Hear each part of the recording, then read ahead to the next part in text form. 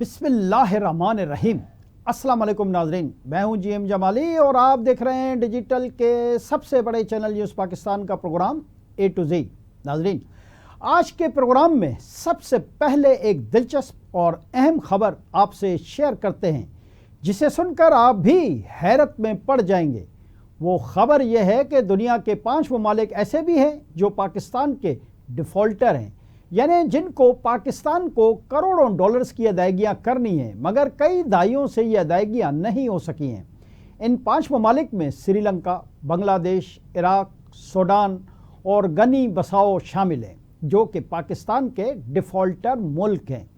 Audit report के मुताबिक हुकूमत श्रीलंका, बांग्लादेश, इराक, सूडान और गनी बसाओ से 30 करोड़ 45 लाख डॉलर्स रिकवर करने में नाकाम रही। रिपोर्ट में कहा गया है कि पाकिस्तान ने 80 और 90 की दहाई में इन मुल्कों को एक्सपोर्ट क्रेडिट दिया था।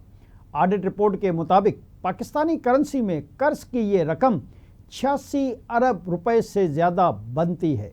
इराक के ज़िम्मे पाकिस्तान के सबसे ज़्यादा 23 करोड़ 13 लाख डॉलर वाजिबुल अदा हैं, जबकि सूडान से 4 करोड़ 66 लाख डॉलर वसूल करने हैं।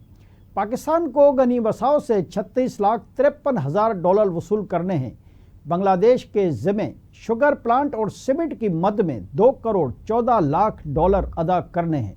जी नाज़रीन, दूसरी जानिब सऊदी अरब के साथ तवील अरसे से जारी सरमायाकारी मज़ाकरात की नाकामी के बाद अब आलमी कंपनी बैरेक माइनिंग पाकिस्तान में तांबे की कान कनी के लिए अमेरिका और दीगर बैनुल-अक़वामी कर्जदंदां से 3.5 अरब डॉलर तक की फंडिंग हासिल करने की कोशिश कर रही है।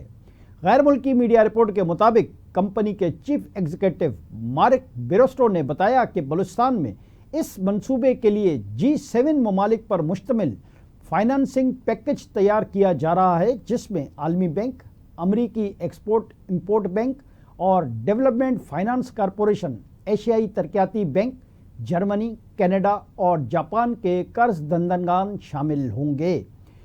बेरेस्ट्रो ने कहा कि 9 अरब डॉलर के इस रेकॉर्डिक मंसूबे में आलमी दिलचस्पी पाई जाती है। इसके पहले मरहले की लागत का तखमीना 6.6 अरब डॉलर लगाया गया है। ये मंसूबा 50% बैरेक माइनिंग की मिल्कियत है और बकिया हिस्सा पाकिस्तान की वफाकी और सूबाई हुकूमतों के पास है। बेरेस्ट्रो ने मजीद कहा कि बैरेक माइनिंग कंपनी और पाकिस्तान दोनों 1.5 से 1.8 अरब डॉलर तक सरमाया लगाएंगे, जबकि बाकी 3 से 3.5 अरब डॉलर बैनुल-अक़वामी कर्जदंदान से हासिल किए जाएंगे। रिकॉर्डिंग की पैदावार 2028 में शुरू होने का इम्कान है। जी नाज़रीन, दूसरी जानब आलमी सालसी अदालत ने करार दिया है कि भारत मगरबी दरियाओं का पानी पाकिस्तान के बिला रोक टोक इस्तेमाल करने के लिए छोड़े। यह फैसला भारत को ज़्यादा से ज़्यादा पानी ज़ख़ीरा करने की इजाज़त नहीं देता। आलमी सालसी अदालत ने यह भी करार दिया है कि फ़ैसला हतमी और फ़रीक़ैन पर लाजिम है। पाकिस्तान की जानिब से सालसी अदालत के फ़ैसले का खैर मकदम किया गया है। तर्जमान दफ्तर ख़ारजा ने कहा है कि सालसी अदालत का फ़ैसला भारत की जानिब से सिंध ताश मुआहिदा मुअत्तल करने के ऐलान के पस मंज़र में खुसूसी अहमियत रखता है। तर्जमान के मुताबिक फ़ैसला पाकिस्तान के तारीखी मौक़िफ़ की तौसीक है। पाकिस्तान ट्रेंटी पर मुकम्मल अमल दरामद का पाबंद है और भारत से फ़ैसले पर अमल की तवक्को रखता है। तर्जमान दफ्तर ख़ारजा के मुताबिक सिंध ताश मुआहिदे की उमूमी तशरीह से मुतल्लिक़ा फ़ैसला आलमी सालसी अदालत ने 8 अगस्त को सुनाया था, ताहम पीर को अदालत की वेबसाइट पर भी जारी कर दिया गया है। जी नाज़रीन, इधर खबर है कि फील्ड मार्शल सैयद आसिम मुनीर के दौरा अमेरिका को लेकर पाकिस्तान के मौक़िफ़ की आलमी सतह पर पजीराई और भारत का दहशत गर्दाना चेहरा एक बार फिर बेनकाब हुआ है। सिक्योरिटी ज़राए के मुताबिक फील्ड मार्शल सैयद आसिम मुनीर की कामयाब मिलिट्री डिप्लोमेसी के ज़रिए भारत का दहशत गर्दाना चेहरा आलमी सतह पर बेनकाब हुआ है। अमेरिका की जानिब से फितनतुल हिंदुस्तान और मजीद ब्रिगेड को दहशत गर्द तंजीमें करार देना फील्ड मार्शल सैयद आसिम मुनीर की काविशों का मुंह बोलता सबूत है। सिक्योरिटी ज़राए का कहना है कि भारतीय स्पॉन्सर्ड फितनतुल हिंदुस्तान को आलमी दहशतगर्द तंजीम करार देने से भारत का असल चेहरा आलमी सतह पर बेनकाब हो चुका है।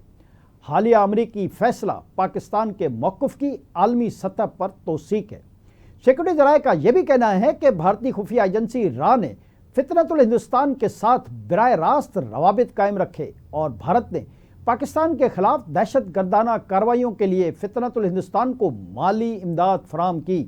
سیکورٹی ذرائع کا یہ بھی کہنا ہے کہ بھارت نے فطرت الہندوستان کے دہشت گردوں کو اپنے ملک میں علاج کی سہولتیں بھی فراہم کی۔ گودی میڈیا نے فطرت الہندوستان کی دہشت گردانہ کارروائیوں کو جواز فراہم کرنے کی بھی بھرپور کوشش کی۔ سیکورٹی ذرائع کے مطابق مودی اور اجیت دوول نے بلوچستان میں فطرت الہندوستان کے ساتھ اپنے روابط کا برملا اعتراف کیا۔ کلبھوشن یادیو کی گرفتاری بھارتی ریاستی سرپرستی میں دہشت گردی کا واضح ثبوت ہے۔ سیکورٹی ذرائع کا یہ بھی کہنا ہے کہ بھارت کے دہشت گردانہ عزائم نہ صرف خطے بلکہ عالمی امن کے لیے بھی خطرہ ہیں۔ جی ناظرین، دریں اسلام پاکستان میں دہشت گردوں کے خلاف آپریشن کا سلسلہ جاری ہے اور اب ایک اور آپریشن کا فیصلہ سامنے آیا ہے۔ خیبر پختونخوا کے ضلع باجوڑ اور خیبر میں دہشت گردوں کے خلاف کارروائی کا فیصلہ کر لیا گیا ہے۔ ذرائع کے مطابق باجوڑ میں شدت پسندوں کے ساتھ ہونے والا جرگہ ناکام ہو گیا ہے۔ ذرائع نے یہ بھی بتایا کہ قبائلی عمائدین کے جرگے نے فطرت الخوارج سے علاقہ چھوڑنے سمیت 3 مطالبات کیے تھے، تاہم فطرت الخوارج نے علاقہ چھوڑنے سے انکار کر دیا ہے۔ میڈیا سے بات چیت کرتے ہوئے کمشنر مالاکنڈ عابد وزیر نے کہا کہ متاثرین کے لیے رہائش کا انتظام بھی کر لیا گیا ہے۔ خار میں 107 سرکاری عمارتوں میں لوگوں کو ٹھہرانے کے انتظامات مکمل کر لیے گئے ہیں۔ عابد وزیر کا کہنا تھا کہ خار کے اسپورٹس کمپلیکس میں خیمہ بستی بھی قائم کی جائے گی۔ نقل مکانی کرنے والے افراد کو تمام سہولتیں فراہم کی جائیں گی۔ ذرائع کے مطابق باجوڑ کی تحصیل مامود کے 2 علاقوں میں تقریباً 300 دہشت گرد موجود ہیں۔ باجوڑ کی تحصیل مامود کی آبادی 3 لاکھ سے زیادہ ہے۔ باجوڑ میں 40,000 سے زیادہ افراد اپنے علاقے چھوڑ چکے ہیں۔ خیبر میں بھی 350 سے زیادہ دہشت گرد موجود ہیں۔ خیبر اور باجوڑ میں موجود دہشت گردوں میں 80% سے زیادہ افغانی ہیں۔ دوسری جانب سوپ کے علاقے سمبازا میں سیکورٹی فورسز نے آپریشن کے دوران 3 بھارتی حمایت یافتہ خوارج کو ہلاک کر دیا۔ انٹر سروسز پبلک ریلیشن یعنی ISPR کے مطابق 7 تا 9 اگست کو سوپ میں کارروائیوں کے دوران 47 خوارج مارے گئے تھے۔ 4 روزہ انسداد دراندازی آپریشن میں ہلاک خوارج کی مجموعی تعداد 50 ہو گئی۔ ISPR کے مطابق ہلاک خوارج سے اسلحہ، گولہ بارود اور دھماکہ خیز مواد بھی برآمد ہوا ہے۔ پاک فوج کے شعبہ تعلقات عامہ کے مطابق سیکورٹی فورسز ملک کی سرحدوں کے تحفظ اور امن و استحکام کے لیے پرعزم ہیں۔ سیکورٹی فورسز ملک کی ترقی کو سبوتاژ کرنے کی کوششوں کو ناکام بنانے کے لیے پرعزم ہے۔ جی ناظرین، آخر میں غزہ میں صحافیوں کی شہادتوں سے متعلق یہ خبر بھی آپ سے شیئر کرتے چلیں کہ اسرائیلی مظالم اپنی انتہا کو پہنچ چکے ہیں کہ جس کی وجہ سے فلسطینی کھلاڑی، ڈاکٹرز، انجینئر، سنگرز، اداکاروں اور صحافیوں سمیت سینکڑوں افراد شہید ہو چکے ہیں، مگر اسرائیل کو روکنے ٹوکنے والا کوئی نہیں۔ مغرب میں ہر جگہ سے بس لپ سروسنگ کی جا رہی ہے۔ 2 روز قبل غزہ میں شہید ہونے والے صحافیوں کے حوالے سے خبر ہے کہ اسرائیلی حملے میں شہید ہونے والے الجزیرہ کے 5 صحافیوں کی تدفین کر دی گئی ہے۔